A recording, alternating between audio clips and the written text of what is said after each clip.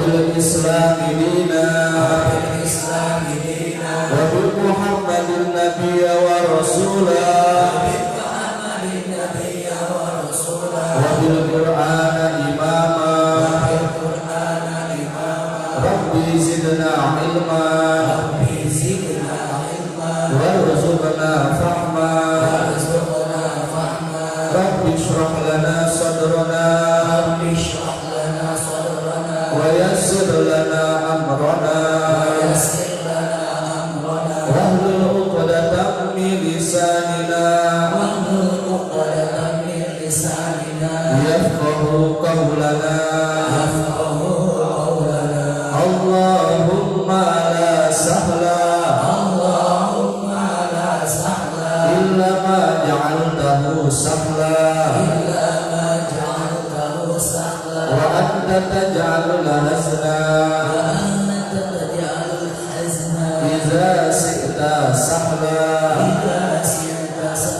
آمين يا رب العالمين. كلام قائم لا يمل سماؤه تنازع عن قول وفعل ونيات به أشتفي من كل داء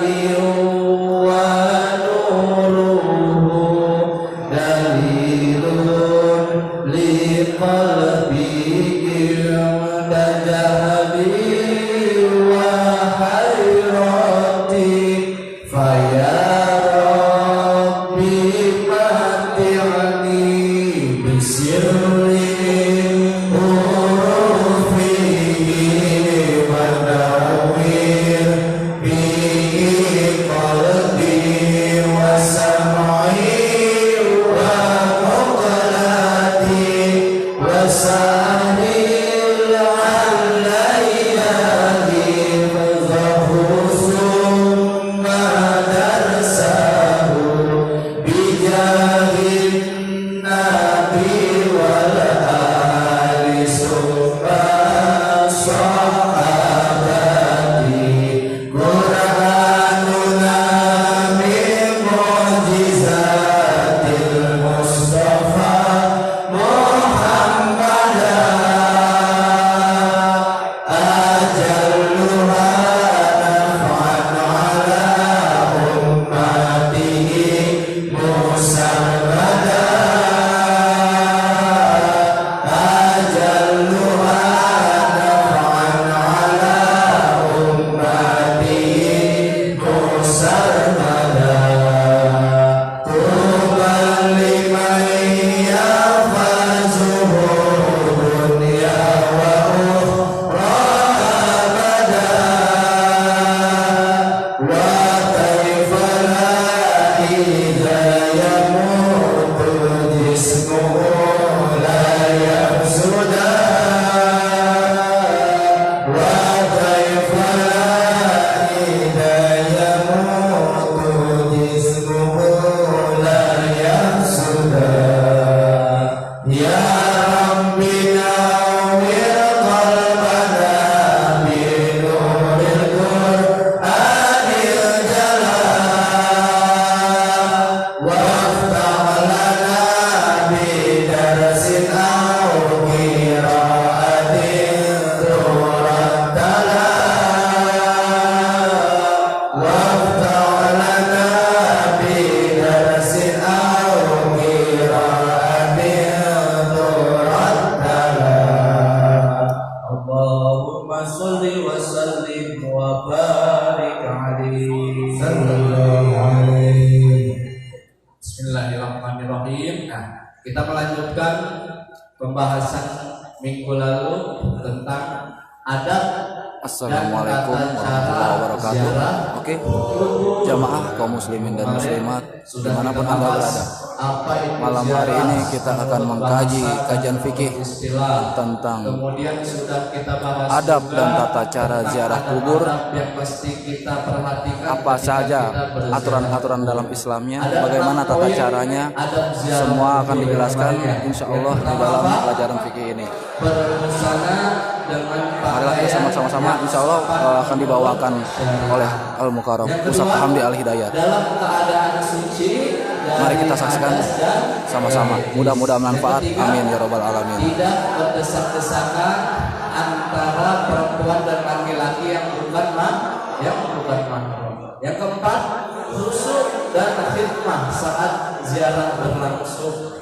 Yang kelima, tidak duduk di atas kuburan dan tidak berbicara kotor. Yang terakhir, tidak melakukan hal-hal yang berlebihan. Nah, 6 perkara ini mesti kita perhatikan sebelum atau pada saat berziarah kubur. Adapun nanti lebih dari 6 syarat ini atau lebih dari 6 adab ini, teman-teman pernah dengar dari guru yang lain, mungkin kurang dari 6, mungkin lebih dari 6, itu sama saja. Kalau lebih dari 6, wah lebih mantap berarti, lebih bagus. Jelas? Ya. Kemarin yang baru kita masuk ke poin yang pertama. Yang pertama, tata caranya bagaimana? Setelah kita berangkat dari rumah, kemudian sampai di area pemakaman, sebelum masuk ke area pemakaman kita ucapkan salam. Assalamualaikum ahlan diyar. Keselamatan semoga terlimpahkan kepada kalian, wahai para penghuni kubur dari golongan orang-orang mukmin, minal mukminin.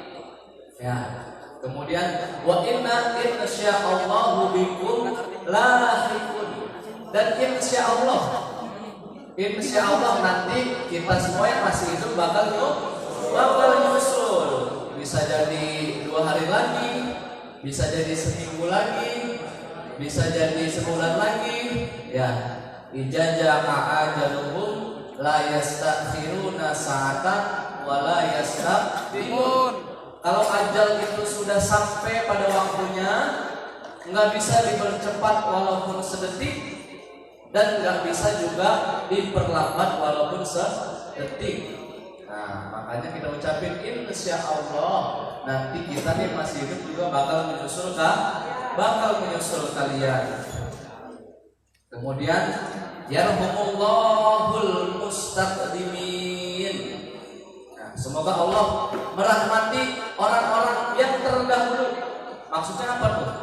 Semoga Allah merahmati orang-orang yang terdahulu, yang udah lama matinya, yang udah mati puluhan tahun yang lalu. Mudah-mudahan Allah rahmati, dan yang akan datang. Nah, kemudian selanjutnya, nas'alullaha lana wa lakumul afiyah. Kami memohonkan kepada Allah supaya Allah memberi keselamatan kepada kami, juga kepada kalian. Nah, jadi ini menyadarkan kita yang masih hidup. Hari ini mungkin kita menziarahi kuburan, tapi kelak ada masanya kita dizarahi oleh orang-orang yang masih hidup. Jadi kalimat ini menyadarkan kita yang masih hidup, ingat nanti ada masanya kita juga bakal mati. Jelas? Nah, baca sekali lagi bareng-bareng ya. Salamun alaikum ahlad diyar. Salamun alaikum ahlad diyar. Minal mu'minin. Wa inna insyaallahu bikum lahiqun. Wa inna insyaallahu bikum lahiqun. Yarhamullahul mustaqdimin.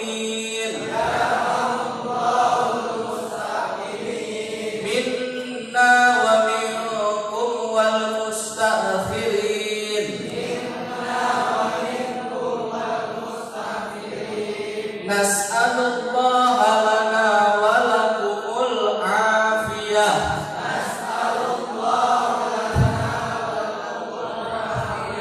Nah, setelah ini kita baca, kita cari tuh kuburan mana nih yang mau kita ziarahi. Ya. Nah, dalam kesempatan ini kita ambil, kita sepakati contohnya ini misalnya kita sepakatin ya, yang kita mau ziarahi misalnya makam almarhumah ibu kita. Ya. Ziarah makam almarhum ibunda misalnya. Kita sepakat ya, yang kita ambil contoh malam hari ini misalnya makam ibunda tercinta.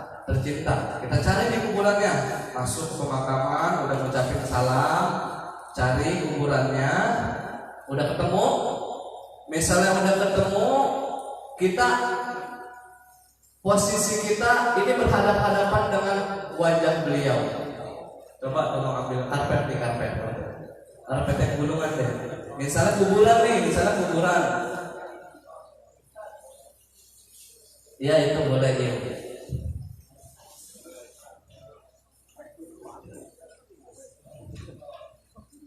Nah, ini kan kuburan nih. Ini misalnya kuburan nih. Kabel ini. Brutal banget nih si Boy. Ini kuburan nih ya. Udah ketemu di makam ibu kita nih. Yang namanya mayit di kubur itu posisi wajahnya menghadap ke kiblat. Berarti wajahnya menghadap ke sana nih, kiblat nih. Ya. Taruhlah misalnya ini palanya nih, ujung sini palanya ya. Kita cari makam ibu kita, udah ketemu. Nah, kita seolah-olah berhadapan dengan beliau. Karena ketika berziarah ini, kita ini seolah-olah berbincang-bincang atau mau besukin dia, mau ngomong sama dia. Maka kita menghadap ke wajah beliau. Nih, begini nih. Ini palanya. Jangan ngebelakangin palanya. Tapi udah ketemu palanya. Nah, ini palanya. Kita duduk. Ingat duduknya jangan di atas kuburannya, tapi di samping kuburan. Kita duduk menghadap ke wajah beliau. Oke? Ucapin salam untuk almarhumah ibunda kita. Bagaimana salamnya? Tulis. Salamnya adalah, ini contoh sepakat ya.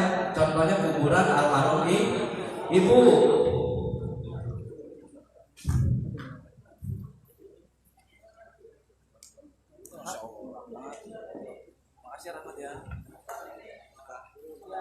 Makam nenek boleh nanti tinggal ganti aja.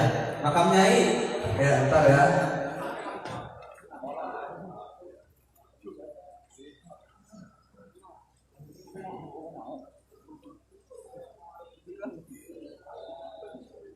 Misalnya ibunda nih ya.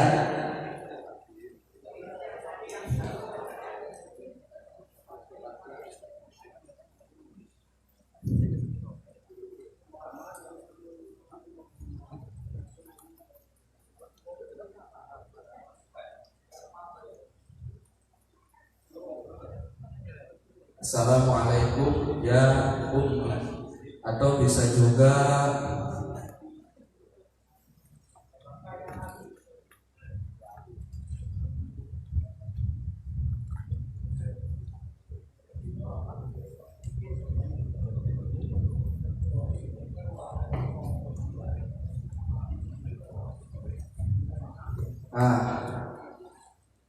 udah ketemu makam ibu kita berhadap-hadapan dengan kepalanya, duduk yang sopan, ucapin salam. Assalamualaikum ya ummi. Contohnya ini kalau makam ibu, kalau makam ayah, assalamualaikum ya abi. Keselamatan semoga tercurahkan untukmu wahai ibundaku tercinta. Assalamualaikum ya ummi, atau boleh juga diganti jadi assalamualaikum ya walidati. Apa itu walidati? Walidati itu perempuan yang melahirkanku. Assalamualaikum ya walidati. Semoga keselamatan tercurahkan untukmu wahai perempuan yang melahirkan aku. Jelas? Jelas? Ya. Jadi ketika sampai ke pemakaman, ketemu pemakamannya, duduk ya. Duduk, kemudian ini dalam kurung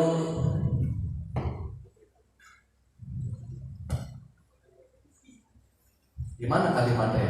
Berhadapan dengan wajah, dengan posisi wajah ya. Ya. Kalau kita berhadapan dengan posisi wajah beliau, otomatis kita membelakangi kiblat, benar nggak? Berarti atau membelakangi kiblat.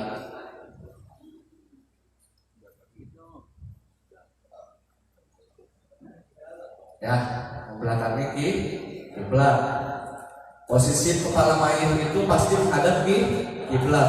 Kita berhadap-hadapan dengan muka si mayit, berarti kita membelakangi kiblat, kurang lebih kayak gini. Ya. Setelah duduk dengan sopan, ucapkan salam. Nah, jadi poin yang kedua ini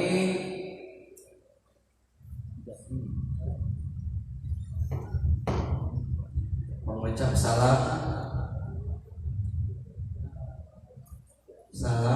kepada almarhum, kepada ahli kubur. Ya, poin yang kedua ini mengucap salam kepada ahli kubur. Kalau yang pertama, salam untuk umum, untuk semua penghuni kubur yang ada di pemakaman tersebut. Paham? Nah, setelah untuk semuanya, baru khusus untuk yang kita ingin ziarahi. Jelas? Nah, ngopi dulu. Boleh ya, ngopi dulu ya? Ngopi dong.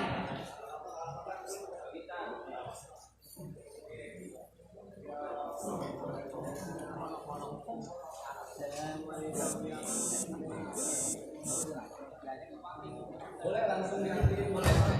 Langsung diartikan, boleh. Keselamatan atas kamu wahai ibunda. Keselamatan atas kamu wahai ibunda. Keselamatan atas kamu wahai ibu, boleh. Atau walidati. Walidati tadi apa? Berarti garis miring perempuan yang melahirkan. Walidati itu artinya perempuan yang melahirkan.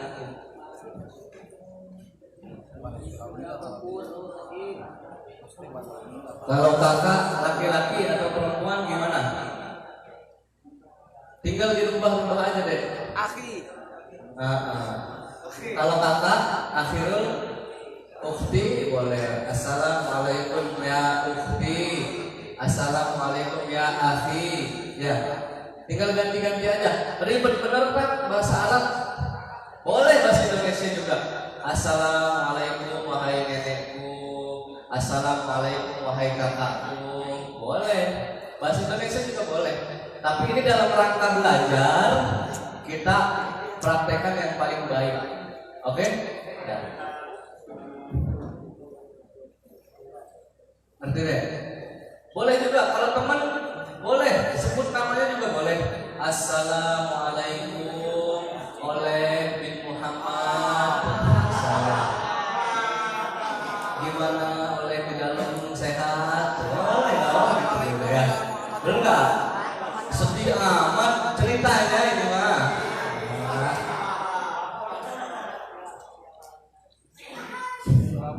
Ya, jadi boleh disebut nama juga boleh. Apa Wiwin?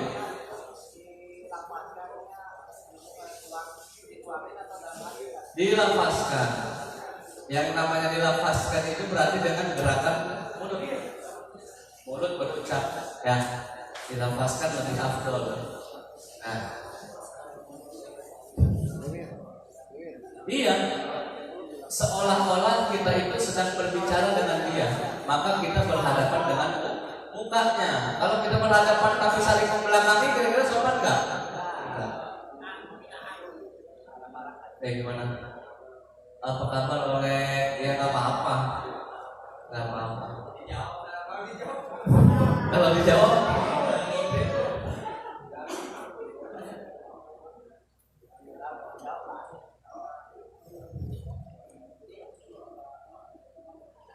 kebetulan jaraknya ke tanah wakaf. Tanah itu memang khusus diwakafin sama ngkong kita buat kuburan anak cucunya.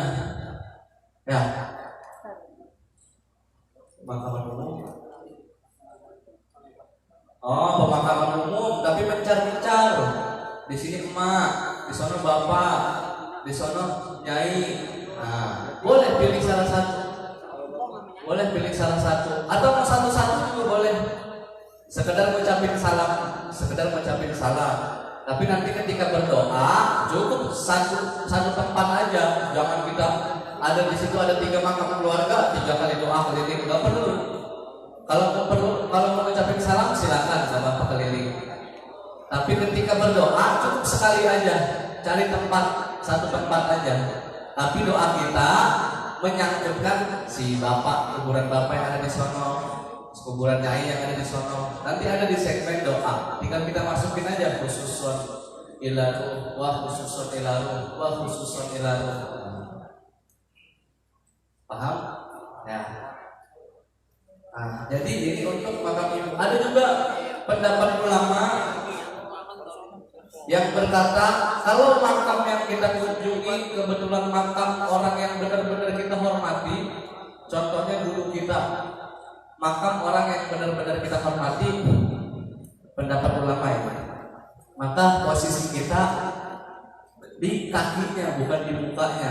Untuk orang yang benar-benar kita hormatin banget. Kenapa di kakinya? Sebagaimana segannya kita ketika beliau masih hidup, ketika kita berbicara sama beliau segan, karena dia seorang guru besar, segan kita. Maka ketika kita mengunjungi makamnya pun begitu segan kita, sebagaimana segannya kita seperti beliau masih hidup. Maka kata para ulama, kalau kebetulan makam yang dikunjungi orang yang benar-benar kita segani, maka boleh posisi kita di bagian kaki, tapi tetap berhadapan. Paham nggak? Ini pendapat ulama. Ya, jelas? Ya, itu pendapat ulama. Kemudian setelah mengucapkan salam, apa lagi selanjutnya? Yaitu kita membaca Al-Fatihah, menghadiahkan Fatihah dengan diawali tawasul. Nah, ini saya catat yang paling sederhana. Nanti tetap saya jelasin makna tawasul itu apa sih.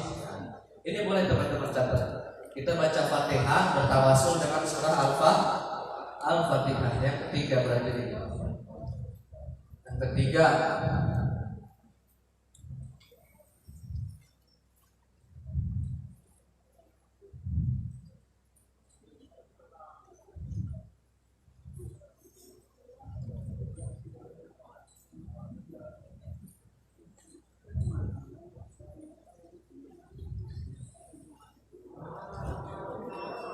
ya boleh aja.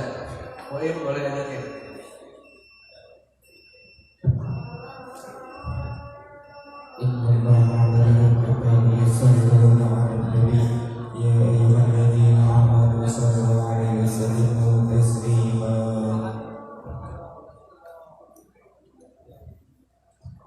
Allahu Akbar,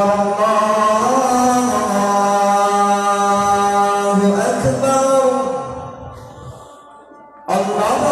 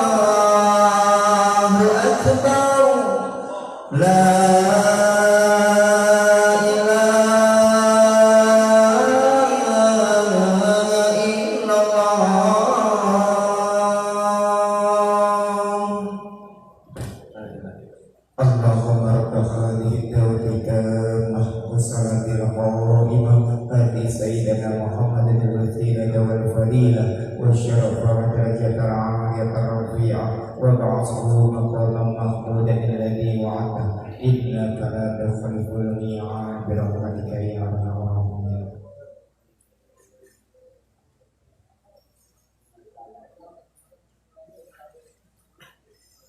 Ya, selanjutnya bertawasul yang membaca surah Al-Fatihah.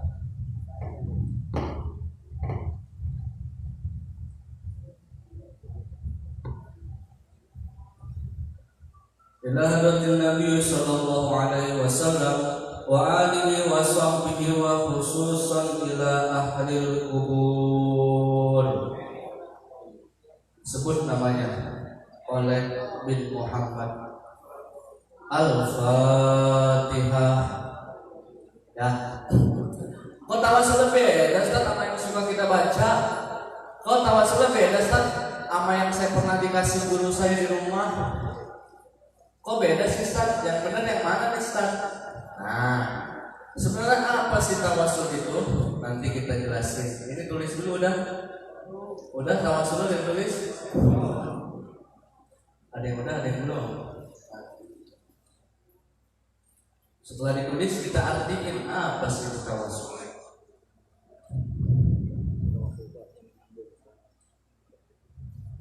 Ya.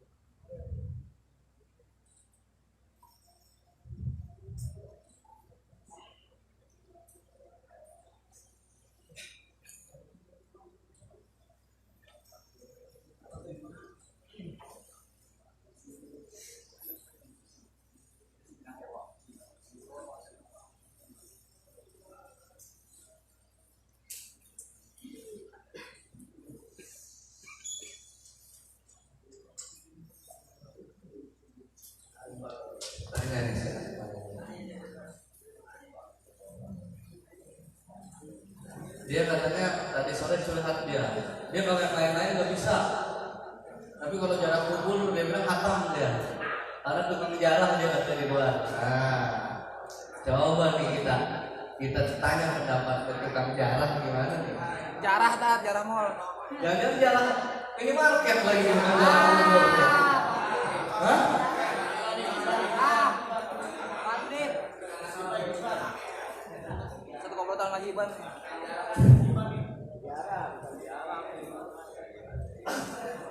Oh, kata awalnya kalau Anfal, assalamualaikum ya Indomaret tuh. Bisa aja oleh kan. Jarah minimarket namanya itu.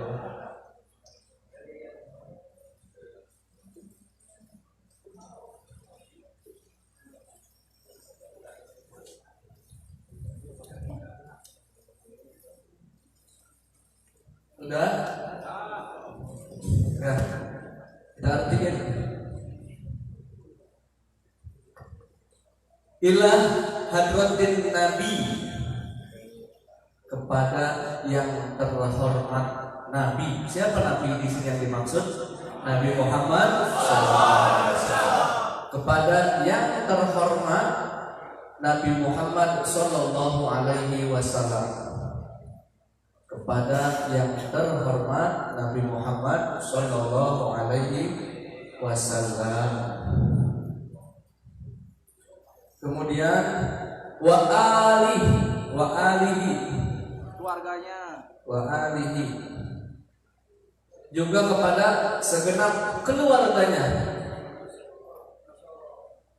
Wa sahbihi, juga segenap sahabat-sahabatnya.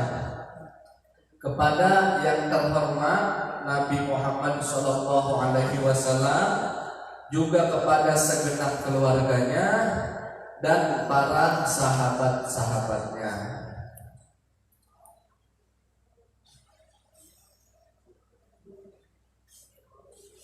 Kepada yang terhormat Nabi Muhammad Sallallahu Alaihi Wasallam, juga kepada segenap keluarganya dan para sahabatnya.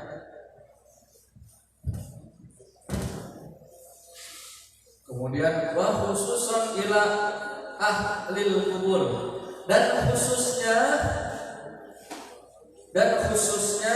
kepada penghuni kubur, dan khususnya kepada penghuni kubur.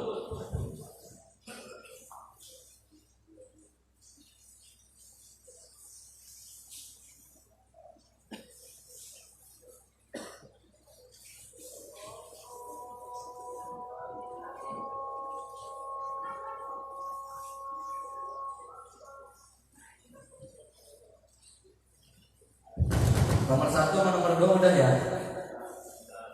Nah, jadi kepada yang terhormat Nabi Muhammad SAW dan segenap keluarganya dan para sahabatnya, wa khususan ila ahlil kubur, dan khususnya bagi penghuni kubur yang saya lagi jalanin nih. Wa khususan ila ahlil kubur, dan khususnya kepada penghuni kubur yang kebetulan sedang kita ziarahi. Sebut namanya. Wa khususan ila ahlil kubur, Ibunda Maimunah binti Maisarah. Nah, misalnya gitu. Kemudian kita tutup dengan Sayyidul lillahi lahumul fatihah.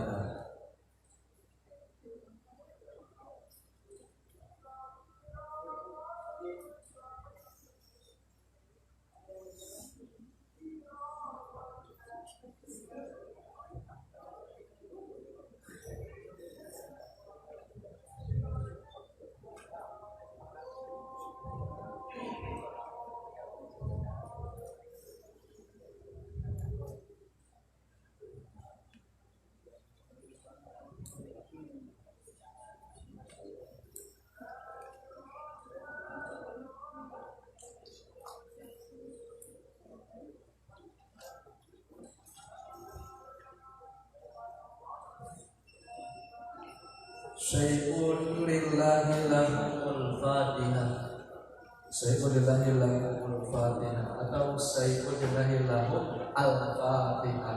Itu cuma perbedaan kita baca waqaf atau wasol ya. Syai'un lillahi lahum, ada yang lahum, ada juga yang lahumul. Kalau lahumul berarti pakai Syai'un lillahi lahum, kalau lahum sebut al-fatihah. Tapi kalau Syai'un lillahi lahumul fatihah, itu cuma perbedaan baca waqaf sama baca wasol. Apa itu artinya Syai'un lillahi lahumul fatihah? Nah, al-fatihah ini kami tujukan kepada Allah dan pahalanya untuk mereka semua. Al-Fatihah. Pembacaan Al-Fatihah ini kami tujukan kepada Allah dan pahalanya untuk mereka semua. Siapa mereka semua itu? Yang tadi sudah kita sebutin di sini. Nabi Muhammad yang terhormat, para keluarganya, para sahabatnya, dan khususnya pada penghuni kubur yang sedang kita ziarahi. Jelas? Jelas enggak? Nah, Al-Fatihah, pembacaan Al-Fatihah ini kami tujukan kepada Allah dan pahalanya untuk mereka semua.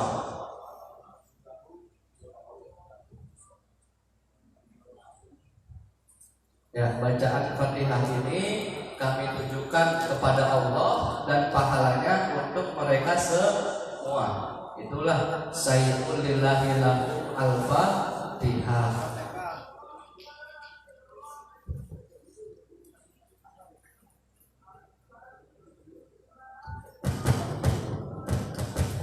Udah?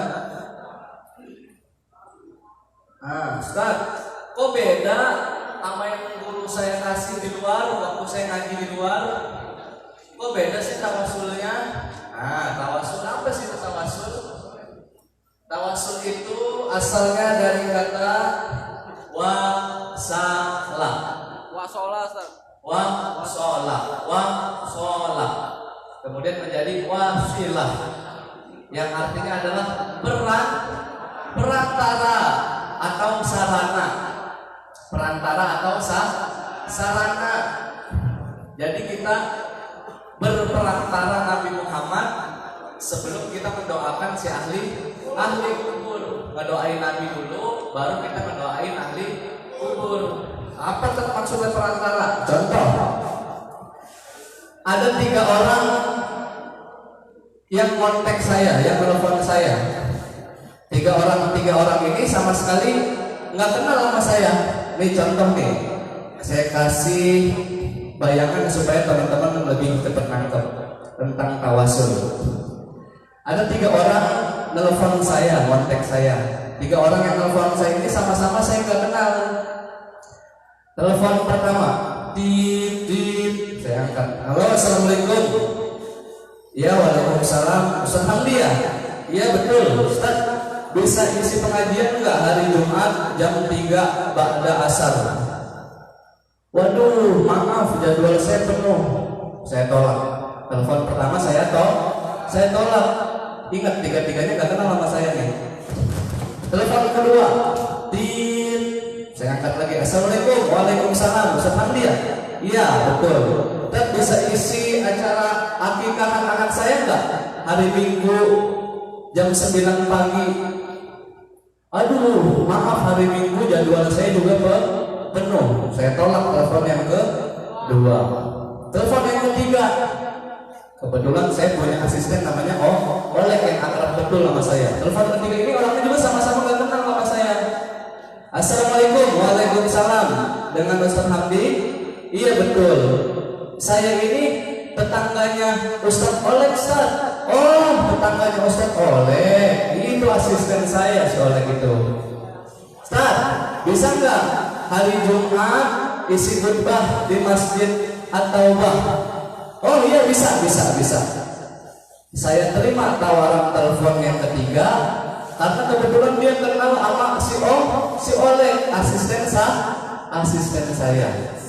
Telepon pertama saya tolak, telepon kedua saya tolak, telepon ketiga gara-gara dia bilang saya ini tetangganya Ustaz Oleh, Ustaz Hamdi. Oh, tetangganya si Oleh itu mah asisten saya. Ustaz, bisa isi khutbah Jumat di Masjid At-Taubah hari Jumat? Oh bisa, tenang, saya datang. Jam 12 saya udah ada di tempat. Saya terima telepon ketiga karena dia tetangganya si Oleh. Itulah orang yang ketiga itu sedang bertawasul melalui nama si Oleh. Paham nggak? Nah, jadi tawasul itu artinya perantara. Sebelum kita mendoakan si ahli kubur, kita berperantara melalui Nabi Muhammad Shallallahu Alaihi Wasallam. Doain dulu Nabi Muhammad. Kok beda sama tawasul yang guru saya kasih di rumah? Emang kamu ngajinya di mana? Saya ngajinya di Habaib. Misalnya pengajian Habaib. Nah ini tawasul yang paling tinggi tingkatannya bertawasul dengan nama Nabi Muhammad. Yang kedua, tawasul dengan orang-orang soleh, perantara orang-orang soleh. Kebetulan teman-teman ngajinya waktu di luar sama Habaib. Yang disebutin dalam tawasul-tawasulnya maka nama-nama Habaib. Kebetulan teman-teman di rumah pengajian tarekat, maka yang disebutin ulama tarekat seperti Syekh Abdul Qadir Al-Jailani, Abi Hasan As-Sazili. Nah, jadi intinya tawasul ini adalah menumpang keberkahan atau berperantara. Paham nggak? Nah, jadi yang pertama yang paling tinggi tawasul dengan nama Nabi Muhammad. Di bawah itu dengan orang-orang soleh, para alimul ulama, para imam-imam besar. Nah, yang ketiga tawasul dengan amal soleh. Tawasul dengan amal soleh apa tuh? Nah, ada 3 orang musafir yang sedang dalam keadaan safar perjalanan. Di tengah-tengah perjalanan turun hujan. Mau bernaung di bawah pohon, nggak ada pohon besar. Mau menaung atau berlindung di bawah rumah, nggak ada bangunan sama sekali. Yang ada cuma goa. Maka masuklah dia ke dalam goa. 3 orang musafir ini. Nggak disangka, nggak diduga ketika dia masuk ke dalam goa, gelinding batu besar dari atas bukit. Tepat berhenti menutupi mulut pintu goa. Terjebaklah 3 orang musafir ini di dalam goa. Gimana nih caranya nih biar bisa keluar? Mereka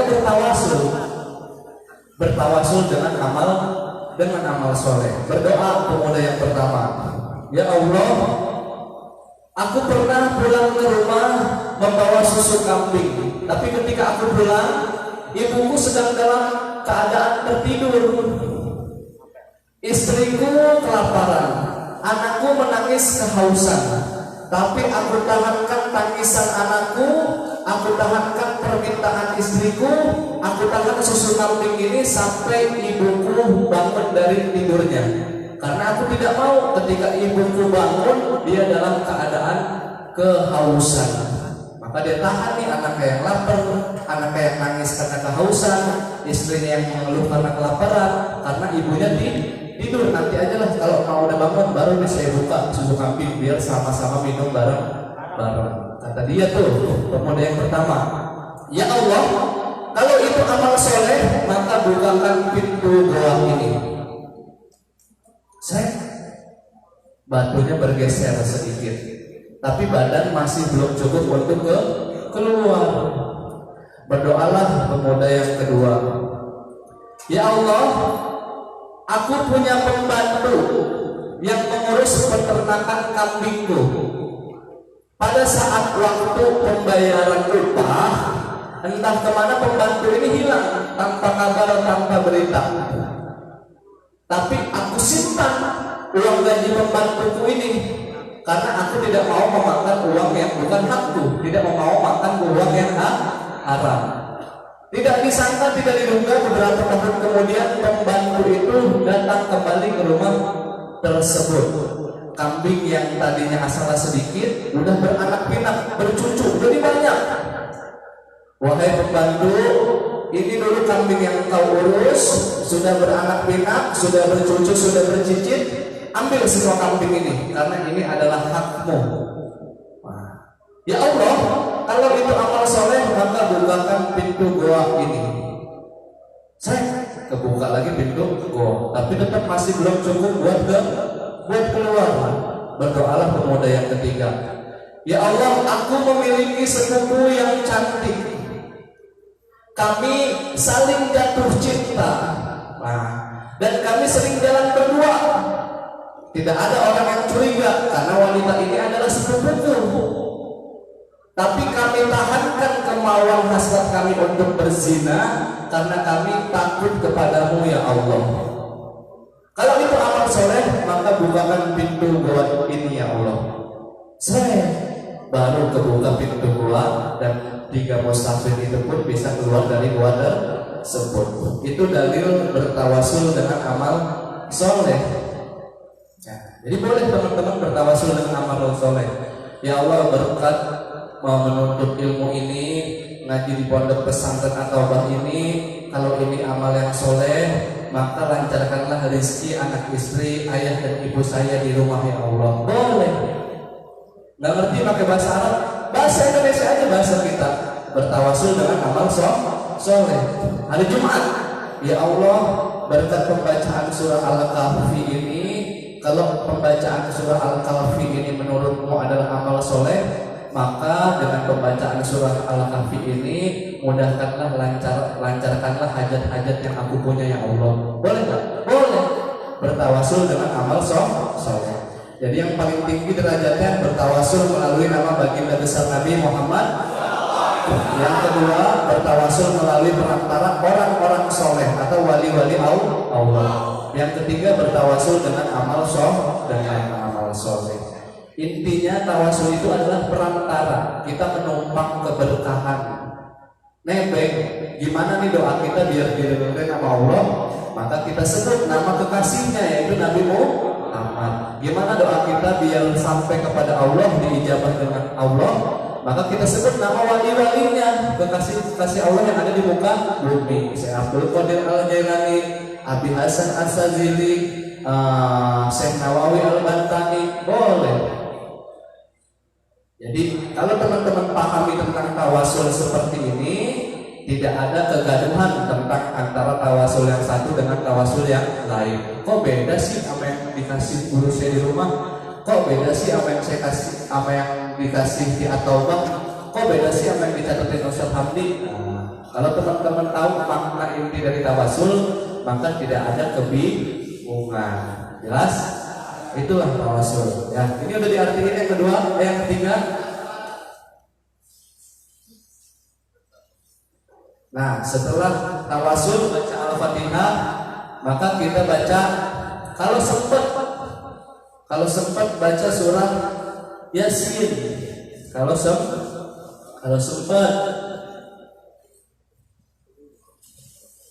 Kalau nggak sempat gimana Ustaz?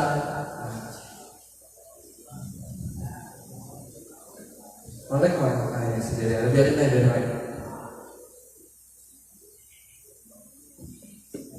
Berarti poin yang keempat ya.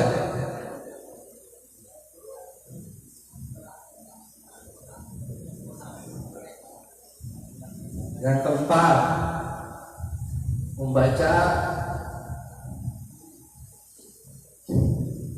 Al-Quran. Apa aja yang dibaca? Yasin. Jika mampu.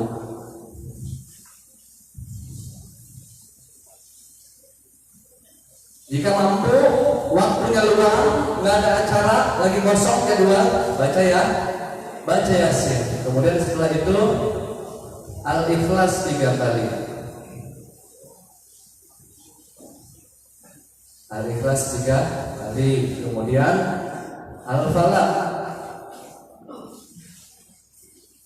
1 kali. An-Nas 1 kali. Jadi Yasin ini jika mampu, fleksibel sifatnya. Ya, waktu luang, keadaan badan sehat, kebetulan lagi nggak ada kegiatan, lagi nggak ada acara, lagi nggak ada tamu di rumah, baca Yasin. Ya. Kemudian Al-Ikhlas, Al-Falaq, An-Nas. Setelah itu istighfar.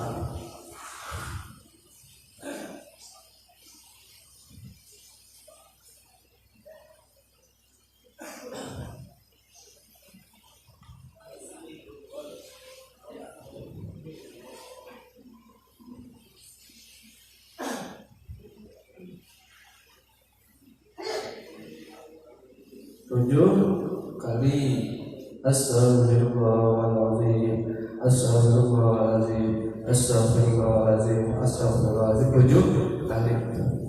Kemudian habis itu tahlil, la ilaha illallah.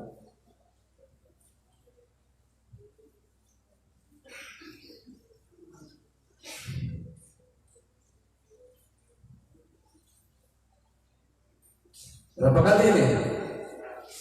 Hah?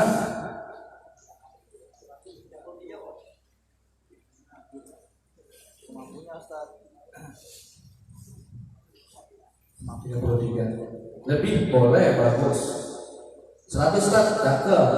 70 boleh. Sedikitnya 33 kali.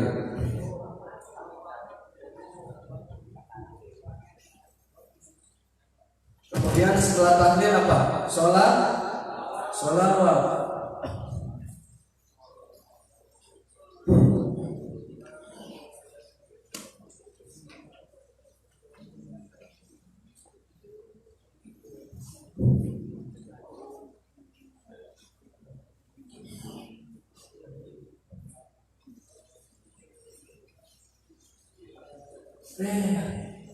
Permanen leh.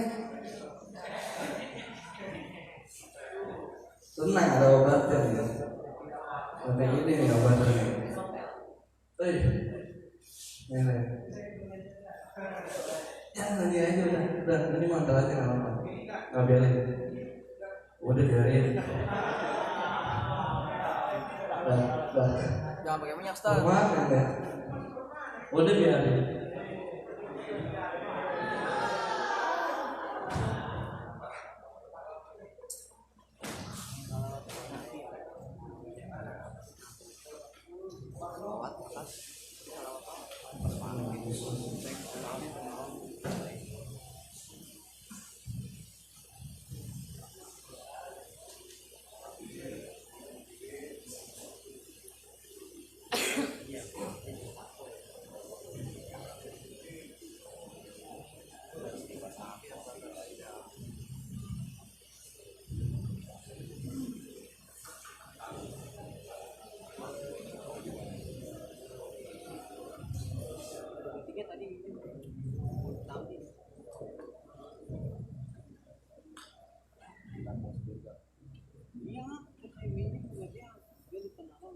Tujuh kali. Allahumma sholli wa sallim ala sayyidina Muhammad. Allahumma sholli ala sayyidina Muhammad. Allahumma sholli wa sallim ala sayyidina Muhammad. Allahumma sholli wa sallim ala sayyidina Muhammad. Tujuh kali. Kemudian tasbih subhanallah bihamdihi subhanallahil azim.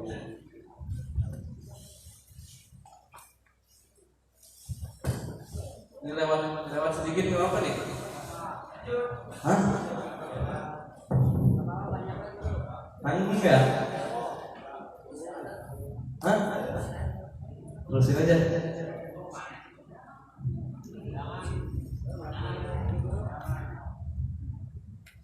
Susah air, mesti lama tak? Mesti lama ya. Jadi baca Yasin jika mampu.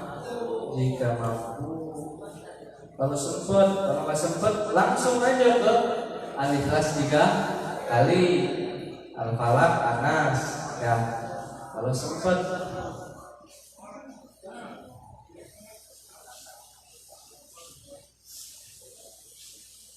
Nah, kenapa yang dipilih surah Yasin?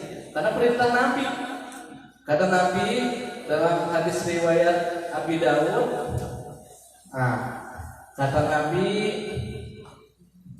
Iqra'u ala mautakum Yasin. Bacakanlah surah Yasin kepada orang yang meninggal di antara kalian. Itu hadis riwayat Abi Dawud. Kemudian ada juga dalam kitab Al-Azkar yang ditulis oleh Al-Imam An-Nawawi, kata beliau,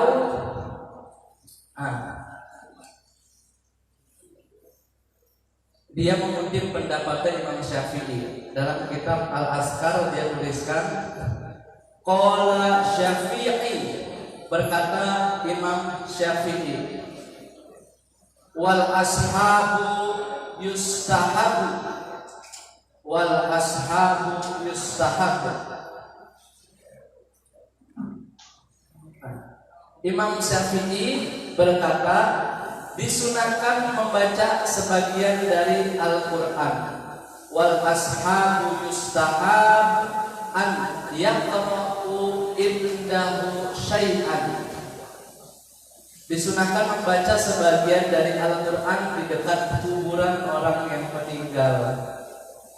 Qalu, kemudian dia berkata, fa'in khotamul Qur'ana kullah. Jika mereka menghatamkan Al-Quran secara keseluruhan, karena hasanah, maka itu lebih baik. Jadi dianjurkan menghatamkan seluruh Al-Quran, itu lebih baik. Kalau nggak mampu menghatamkan Al-Quran, cukup baca surah Yasin. Kenapa yang dipilih surah Yasin? Nah, kata Nabi, inna likulli syai'in qalba.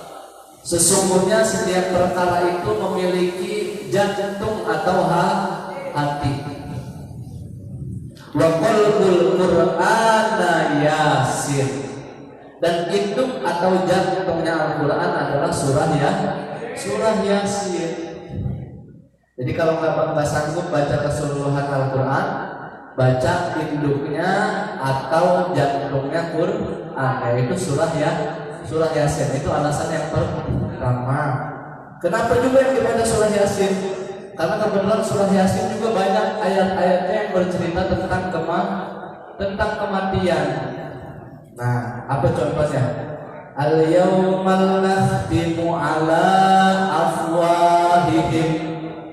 Pada hari itu kami kunci mulut mereka. Wa tukallimuna aydihim. Maka berbicaralah tangan mereka.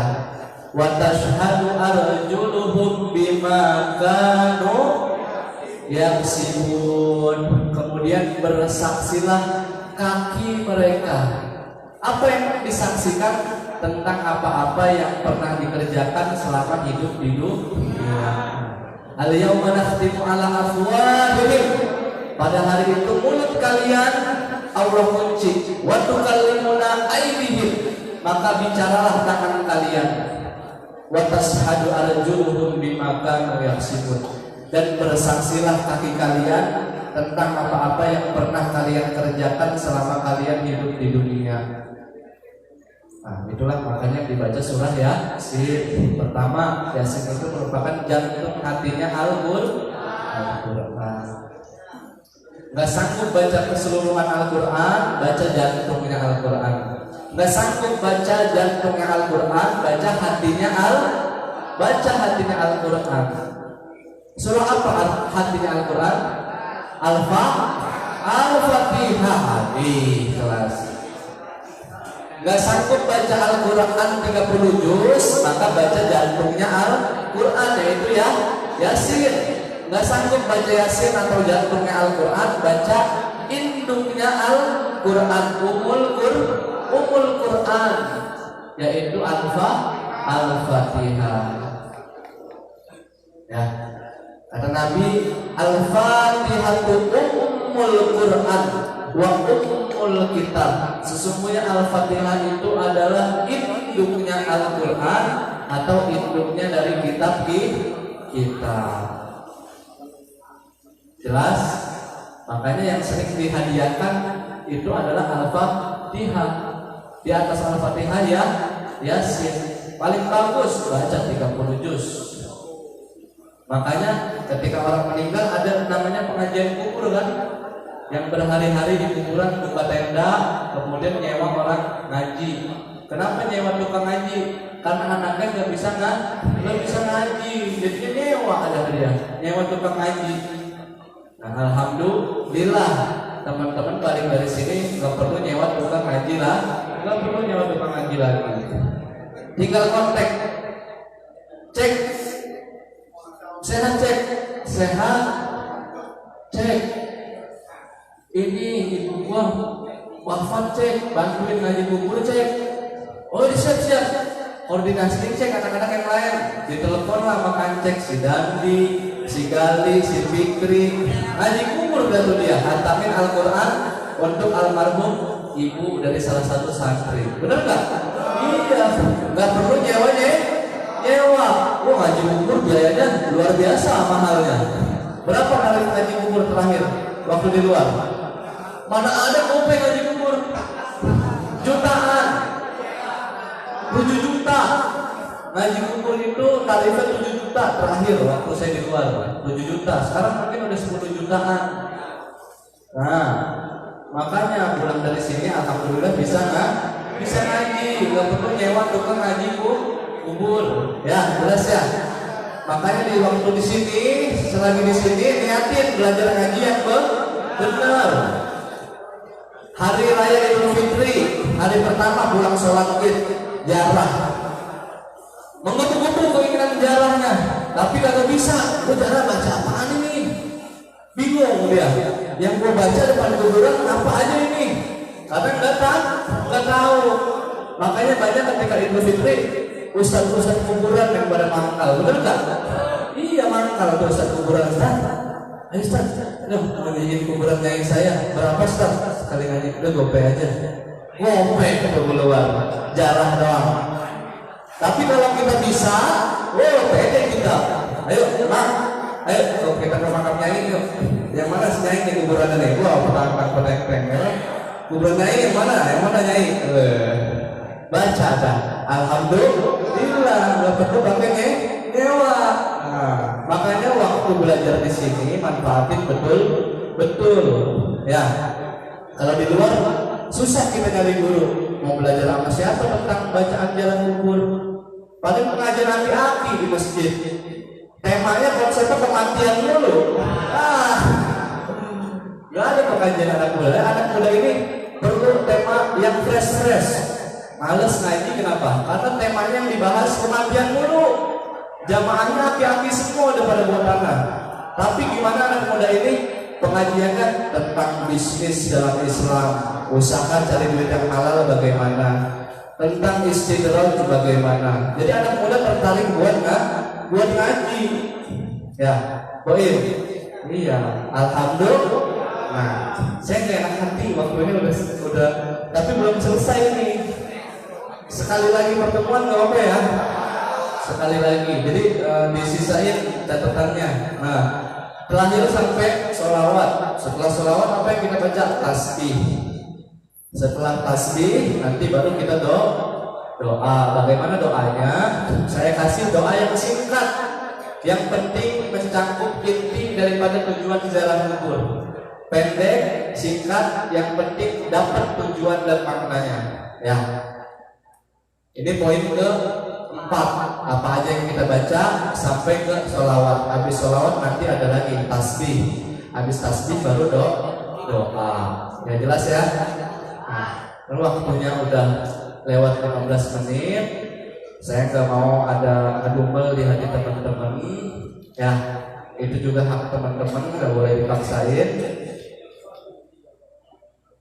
Iya, itu tasbih. Subhanallah bihamdihi subhanallah bil azim. Subhanallah wa bihamdihi subhanallah bil azim. Kalimatani, 2 kalimat khafifatani ala lisan, mudah diucapkan dengan lisan, sakilatani fil mizan, namun berat pada timbangan yaumul mizan, dan dicintai Allah yang Rahman.